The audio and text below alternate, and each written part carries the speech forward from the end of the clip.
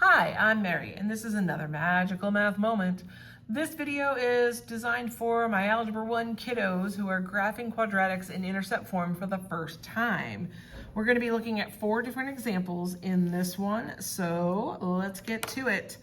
Our first function is y equals the quantity x minus 3 and times the quantity x plus 7. So the first thing you want to do is identify the x-intercepts. To do that, when you've got just an x in front, you can just change the signs of these numbers and that's going to give you your x-intercepts. So x minus 3 is this negative 3 turns positive, this positive 7 turns negative. The next thing you want to do is figure out where the axis of symmetry is. So the axis of symmetry, remember, is the vertical line that cuts through the vertex of the parabola. To do that, we're going to find the average of the x-intercepts. So 3 plus a negative 7 divided by 2. Negative 4 divided by 2 is negative 2. So I know that my axis of symmetry is the line x equals negative 2. This also tells me that the x value of the vertex is negative 2. So I can go back to my original equation and replace the x with negative 2. Just be careful of your signs and you should be okay. Negative 2 and negative 3 is negative 5. Negative 2 and 7 is 5. When I multiply that, I get negative 25. So I have a vertex of negative 2, negative 25. All right, let's do a sketch of this thing. All right, so we're going to be going over 1, 2, 3, 4, 5, 6, 7 for one of my intercepts, and then over 1, 2, 3 for another one. I'm going to go to where x is negative 2, and drop my little vertical line. That's my axis of symmetry. And then negative 2, negative 25, I'm just going to pick a point down here and say, hey, that's negative 25. You can't see what I'm doing. This is negative 7, this is 3. Once you have your points and your vertex, you can go ahead and draw your curve cutting through. You're going to get a more accurate picture of this graph if you use graph paper. Okay, let's try another one. Ooh, here we have y is equal to negative 2 times the quantity x plus 4 and times the quantity x minus 10. So we'll start with the x-intercepts. Again, x is in front, so we're just going to go ahead and change those signs, negative 4 and 10. We're also going to find the axis of symmetry.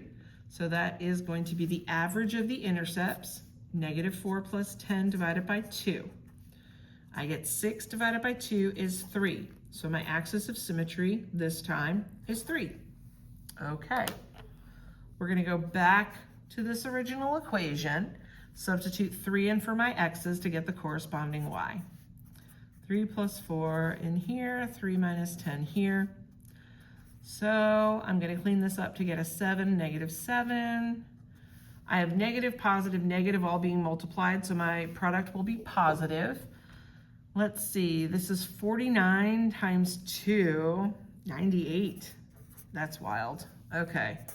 All right, so my vertex is the point 398. I know since A is a negative 2, this thing is going to be opening down. So when I get ready to do my graph, I want to make sure I've got enough space going up to be able to accommodate that. All right, let's see.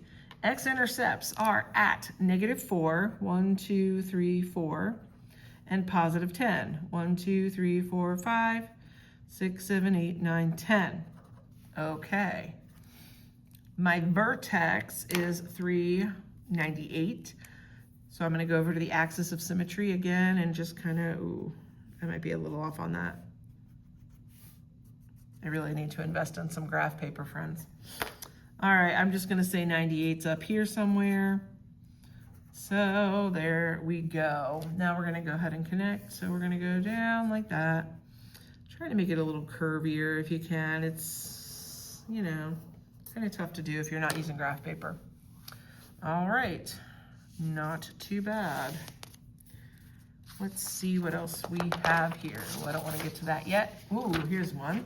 Y is 1/2 x times the quantity x plus 6. So the x-intercepts. Now this is weird, right? Because I have a 1/2 x out here.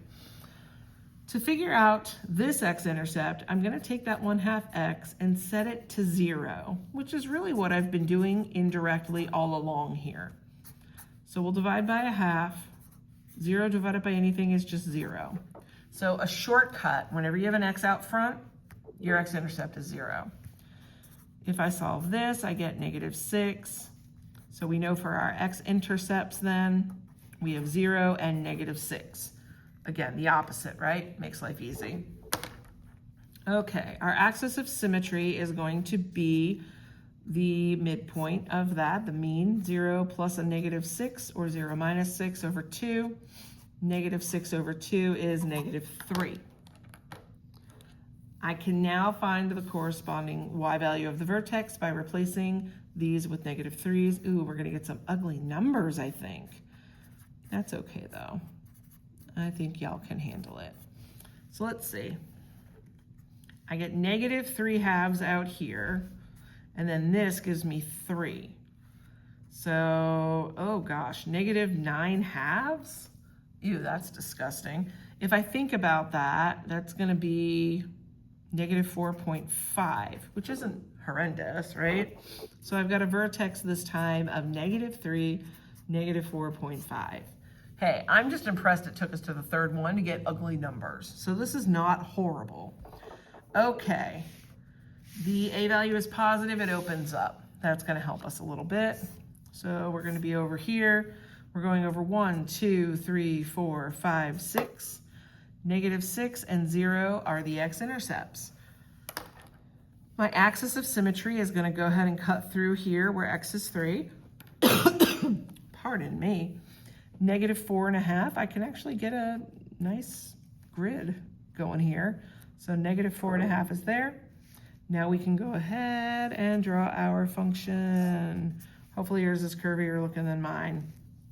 Nice job. All right, the last one's a little sneaky because it's in standard form. Now what's nice here is that this is easily factorable. So we're looking at the factors of 12 that add to 7. X plus 3 and x plus 4. Because 3 times 4 is 12, 3 plus 4 is 7. So we can then go ahead and use our shortcut for the x-intercepts. -3 and -4. Ooh, it's gonna be really close. Next, I'm gonna find the axis of symmetry. So I'm gonna look at -3 minus 4 over 2. -7 over 2 or -3.5. Yuck. Okay, let's bring this down to find the y value of the vertex. We have -3.5 squared plus 7 times -3.5 plus 12. You know, I was really hoping I wouldn't have to grab the calculator, but man, it's Friday afternoon. It's been a rough week. So there's no way I'm doing that in my head. This is 12.25. And then over here, this is -24.5.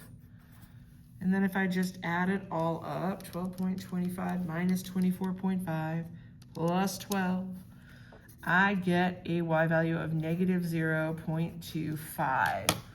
Ugh. All right, so I've got a vertex of -3.5, -0.25. All right, there's my vertex. Ooh, that's funky looking. And then these are my x-intercepts. So let's see if we can get a nice looking graph here. All right, I'm gonna space this out kind of so that we can see it well. 1, 2, 3, 4. And then -1 is here. If I didn't do this, it would look kind of gross. So let's see what happens. We've got -3 and -4. So here's -4, -3. The vertex is at -3.5 for my x. So if I go boop, boop, boop, boop, boop, this is my axis of symmetry. And then I'm gonna go ahead and go to -3.5 and then just a little bit down for -0.25. That's like a -1/4, right? So like half would be here, a quarter is like around there. So, hey, I did pretty well on my estimate. So here's your graph, doo-doop, doo-doop, and there you go. I hope that this has been helpful for you. In terms of Algebra 1, we really don't use this way a lot. It's good to know just in the event you see something like this somewhere. Algebra 2 does more work with stuff like this, so it's a little preview of what's to come in a couple years for y'all, okay?